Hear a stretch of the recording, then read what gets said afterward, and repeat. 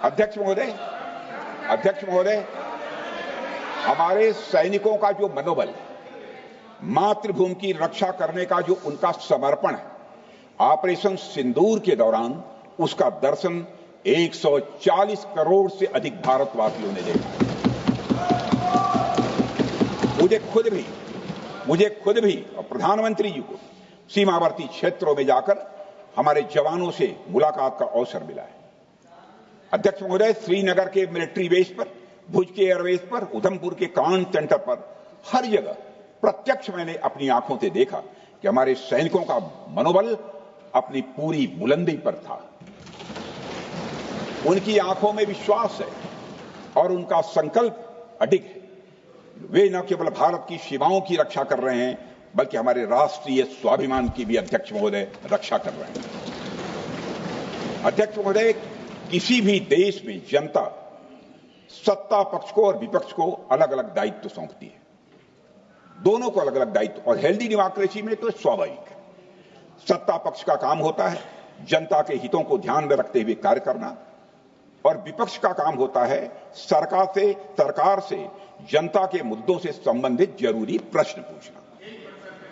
Operation सिंदूर क्यों शुरू किया गया, इसकी जानकारी पहले भी दी गई है और आज भी मैंने सदन को दी है। अध्यक्ष महोदय, कभी कभी हमारे प्रतिपक्ष के लोग ये पूछते रहे हैं कि हमारे कितने विमान गिरे। मुझे लगता है उनका यह प्रश्न हमारी राष्ट्रीय जनभावनाओं का सही से प्रतिनिधित्व नहीं कर रहा है। मुझे लगता है उन्होंने एक बार भी हमसे यह नहीं पूछा कि हमारी सेनाओं ने दुश्मन के कितने विमान मार गिराए।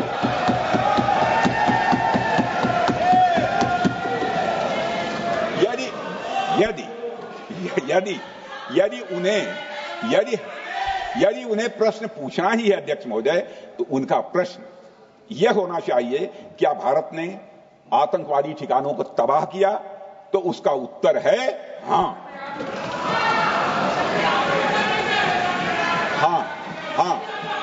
मैं विपक्ष के सम्मानित साथियों से कहना चाहता हूं कि आपको प्रश्न पूछना है तो यह प्रश्न पूछिए, क्या ऑपरेशन सिंदूर सफल रहा? तो उसका उत्तर है हाँ।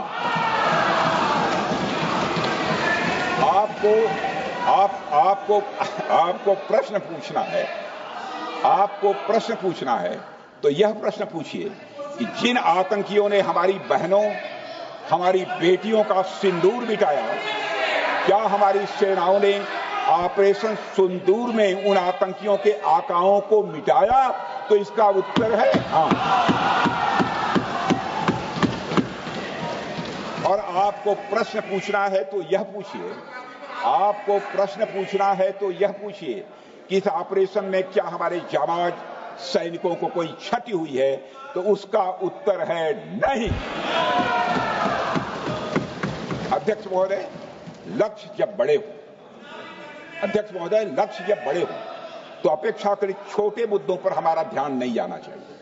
लक्ष्य बड़े हो तो छोटे मुद्दों पर, अपेक्षाकृत जो छोटे मुद्दे होते हैं कंपैरेटिवली, उन पर ध्यान नहीं जाना चाहिए, क्योंकि छोटे मुद्दों पर ही ध्यान देते रहने से देश की सुरक्षा और सैनिकों के सम्मान और उत्साह जैसे बड़े मुद्दों से ध्यान हट सकता है, जैसा कि विपक्ष के हमारे कुछ साथियों के साथ हो रहा है।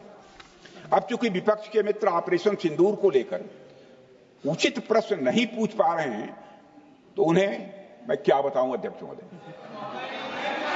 मैं लगभग 4 डिकेड से अधिक समय से राजनीति में, सत्ता पक्ष हो या विपक्ष हो, अपनी पार्टी हो या दूसरी पार्टी हो, कभी भी किसी के साथ दलगत राजनीति को मैंने शत्रुतापूर्ण तरीके से जिंदगी में नहीं देखा है मैंने अध्यक्ष महोदय।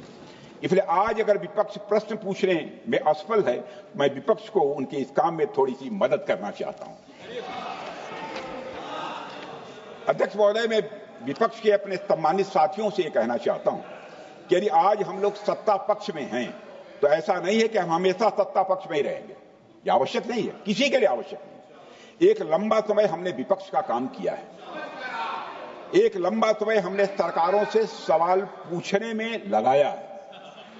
जनता ने जब हमें विपक्ष में रहने का दायित्व सौंपा था तो हमने विपक्ष में रहकर विपक्ष की भूमिका को बड़े ही सकारात्मक तरीके से निभाया भी है। अध्यक्ष महोदय, विपक्ष में रहकर हमने कैसे प्रश्न पूछे, इसके कुछ उदाहरण मैं यहां रखना चाहता हूं। 1962 में अध्यक्ष महोदय, चीन के साथ हुए युद्ध में जब दुखद परिणाम आया तो हमने उस समय की सरकार से यह पूछे थे, लेकिन वह प्रश्न यह था कि हमारे देश की धरती पर दूसरे देश का कब्जा कैसे हुआ। हमने यह प्रश्न पूछा था कि हमारी सेना और हमारी जनता अपमानित क्यों हुई। हमने यह प्रश्न पूछा था कि बड़ी संख्या में हमारे सैनिक हताहत कैसे हुए। हमने यह प्रश्न नहीं पूछा कि हमारे टैंक, हमारी मशीनें, हमारी बंदूकें क्यों ध्वस्त हो गई। यह प्रश्न हम लोगों ने नहीं पूछा। मशीनों और तोपों की चिंता न करके, मशीनों और तोपों की चिंता न करके अध्यक्ष महोदय, हमने देश की टेरिटरी की चिंता की, हमने देश के सैनिकों की।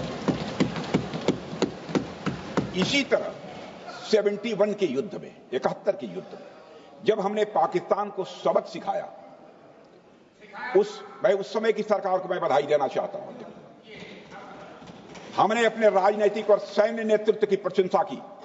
हमने ये नहीं देखा कि किस दल की सरकार है, किस विचारधारा की सरकार है, इसकी चिंता नहीं की कभी। हमारे नेता अटल बिहारी वाजपेयी ने संसद में खड़े होकर उस समय के नेतृत्व की प्रशंसा की थी।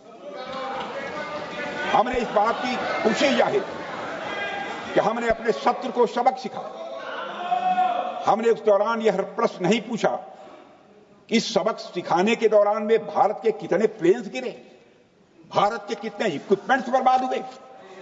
यह प्रश्न अध्यक्ष महोदय उस समय भी हम लोगों ने नहीं पूछा।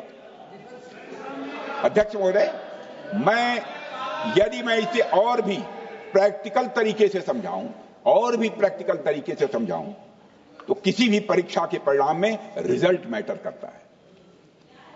यदि किसी परीक्षा में कोई बच्चा अच्छे मार्क्स लेकर आ रहा है तो हमारे लिए उसके मार्क्स मैटर करने चाहिए। हमें इस बात का ध्यान नहीं रखना चाहिए कि एग्जाम के दौरान उसकी पेंसिल टूट गई थी या उसकी पेन खो गई।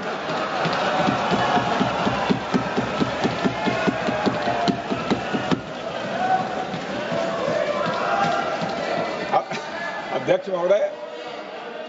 महोदय, अल्टीमेटली रिजल्ट मैटर करता है और रिजल्ट यह है, अध्यक्ष महोदय, अल्टीमेटली रिजल्ट मैटर करता है और रिजल्ट यह है अध्यक्ष महोदय कि ऑपरेशन सिंदूर के दौरान हमारी सेनाओं ने जो लक्ष्य निर्धारित किया था, उन लक्ष्यों को पूर्ण रूप से प्राप्त करने में हमने कामयाबी हासिल की। अध्यक्ष महोदय, भारत हमेशा से पाकिस्तान सहित अपने पड़ोसी देशों से मित्रता और सहयोगपूर्ण संबंध का सदैव इच्छुक रहा है। इसके लिए भारत की सभी सरकारों ने ईमानदारी से प्रयास भी किए हैं। वह चाहे आदरणीय लाल बहादुर शास्त्री जी हों या अटल बिहारी वाजपेयी जी हों या हमारे स्वर्गीय मनमोहन सिंह जी हों या प्रधानमंत्री श्री नरेंद्र मोदी जी, सभी ने हमेशा चाहा है कि इस इलाके में शांति और समृद्धि बनी रहे। सभी ने यह चाहा। अध्यक्ष महोदय, यह बात हमारी सिविलाइजेशनल वैल्यूज के साथ मेल खाती है, इसलिए ऐसा हुआ। अध्यक्ष महोदय, पूरा विश्व जानता है कि पूर्व प्रधानमंत्री से अटल बिहारी वाजपेयी जी ने शांति का संदेश लेकर 1999 में लाहौर बस यात्रा की थी। वह सिर्फ एक यात्रा नहीं थी, वह यात्रा भारत की संस्कृति और शांति की प्रतीक थी। यह हमारे भारत की प्रकृति थी।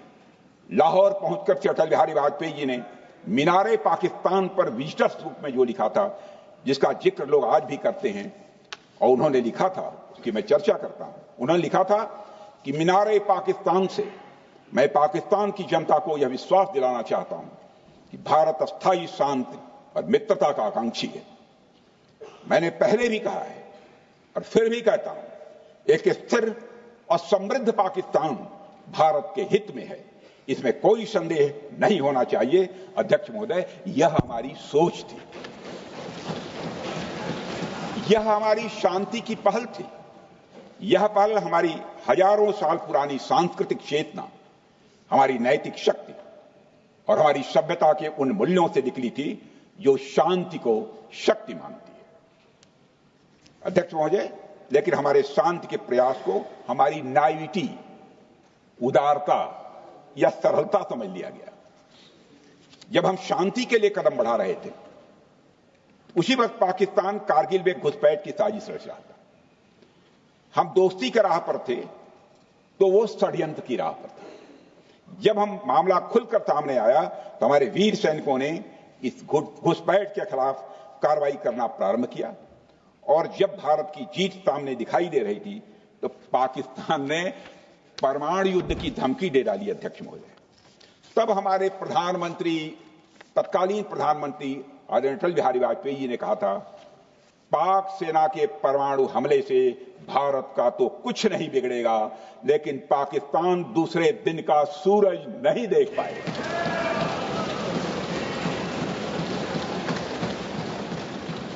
यानी अटल जी जो शांति का पैगाम लेकर गए, वही अटल जी शक्ति का भी परिचय देने में तनिक भी नहीं हिचके। यही है भारत। अध्यक्ष महोदय, यह सामर्थ्य का उद्घोष था।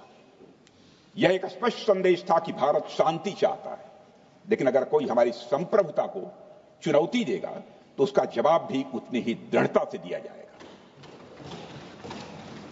अध्यक्ष महोदय, 2015 में जब हमारे प्रधानमंत्री मोदी जी ने लाहौर जाकर नवाज शरीफ से मुलाकात की तो भारत ने फिर से दोस्ती का हाथ बढ़ाया। भारत ने फिर से दोस्ती का हाथ बढ़ाया।